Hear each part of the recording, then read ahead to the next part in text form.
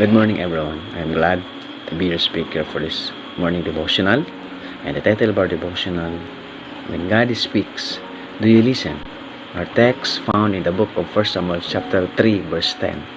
The Lord came and stood there, calling as at the other times, Samuel, Samuel. Then Samuel said, Speak, for your servant is listening. God gave us 2 ears, only one mouth. One mouth to speak and 2 ears to listen. Listening to God's voice should be one of the most important parts of our life. Listening is the only way to know Him and His will and purpose for our life. Now let us define what is hearing and what is listening. When we say hearing, it is accidental. It is involuntary and effortless. But in listening, focused, it is voluntary and intentional. God is always speaking to His people. The key is that we must want to listen. But in the Bible, there are people who refuse to listen to God. First Eli and his sons. They refused or they ignored the voice of God. They did not choose not to listen to God's word of rebuke spoken to them through their father, priest Eli, because Eli was the high priest and a judge, and they have to face the consequences. Their failure to be obedient to God was to have fatal consequences for them. So like us, we will face consequences if we fail to follow God. Are you choosing to ignore what God is telling you to do? Because if we love God, like Paul Tillich says, the first duty of love is to listen. If we love God, we will listen to His word. Do you love God enough to listen to Him? Yes. God wants us no other obedience other than that which is wholehearted. Obedience, our gift to God. God wants you to give Him your whole heart, because obedience to God is an expression of our love for God.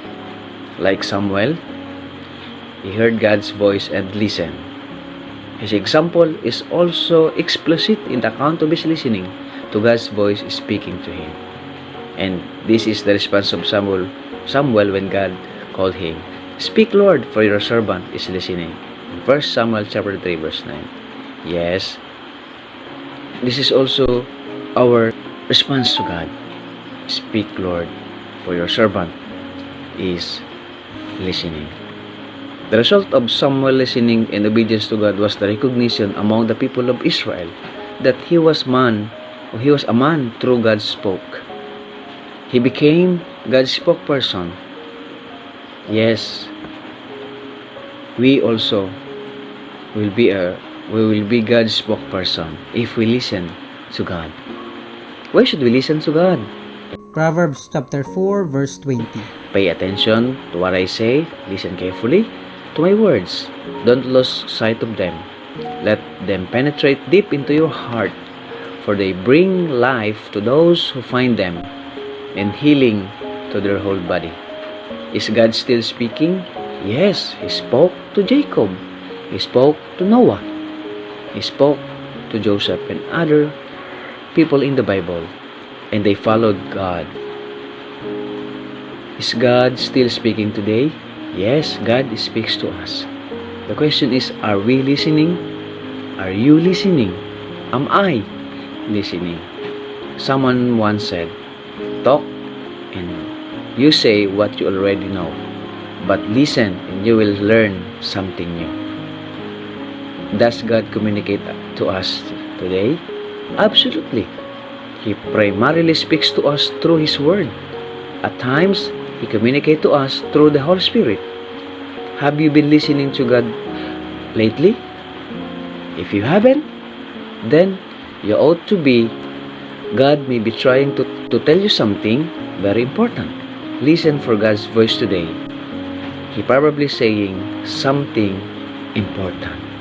May God bless us and listen to God's voice.